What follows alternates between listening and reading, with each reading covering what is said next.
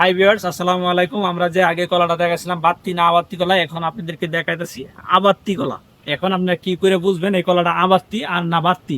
এখন আপনাদেরকে যে কলাটা দেখাইতেছি এই কলাটা হইলো যে এই কলা। এই দেখ, কলা গাছ থেকে অন্ত কলাটা দেখা যাইতেছে, দেখেন ফুলগুলা অন্ত দেখা যাইতেছে। এই কলা গাছের ফুলগুলো অন্ত 100% ফুল কিন্তু রয়ে গেছে। তার মানে এই কলাটা বাত্তি হয় নাই, এই কলাটা অন্ত আবাত্তি। দেখেন কলাগুলা হিরগুলা অন্ত এখনো অন্ত মুছে যায় নাই, মানে কলাগুলো এখনো ছোট আছে, কলাগুলো হিরগুলা ছোট মুছে যায় নাই। কলাগুলো কোনো সময় দেখা যাবে কলাগুলো ছোট থাকবে, এমনকি কলাগুলো বাত্তি হয়ে যাবে।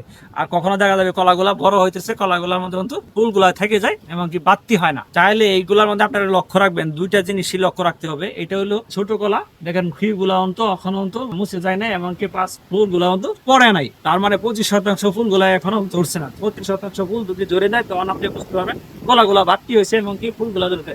এখন আমি যে আগের একটি কলা দেখাইছিলাম, এই কলাটার মধ্যে দেখেন আগের কলার চেহারা আর অন্যের এই কলার চেহারা অনেকটি পার্থক্য।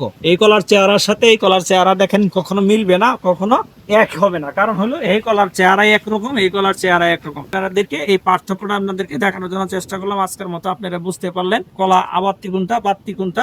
এইটা আপনারা সবসময় লক্ষ্য রাখবেন। কলাগুলো পাড়ার সময় অবশ্যই যেন আপনার কলাগুলো যেন নষ্ট না হয়, কলাগুলো যেন সঠিক সময় পাড়তে পারেন, সঠিক সময় যেন পরিবারের চাহিদা পূরণ করে যেন আপনি বাইরে বেচতে পারেন। কলা পাড়ার সময় অবশ্যই খেয়াল রাখবেন, কখনো যেন আবাত্তি কলা পেরে যেন কীটনাশক ইউজ করবেন না। এটা ইউজ করলে আপনার সন্তান, আপনার নাতি, আপনার ছেলে মেয়ে তারই ক্ষতি হবে, এবং কি আপনি যাদেরকে খাওয়াইতেছেন ওরাও তো আপনার সন্তানের মতো, তো আপনার নাতির মতো। ওই জন্য কখনো বলেও কীটনাশক ইউজ করবেন না। ইউজ করে আপনাদের প্রাকৃতিক পরিবেশে বাত্তি হওয়ার পরে পাড়ার পরে যখন যেভাবে প্রাকৃতিক পরিবেশে পাকতে পারে সেই ব্যবস্থা করবেন। আজকের মতো ভিডিও এই পর্যন্ত। পরবর্তী ভিডিও দেখার জন্য আমন্ত্রণ রইল। আল্লাহ হাফেজ।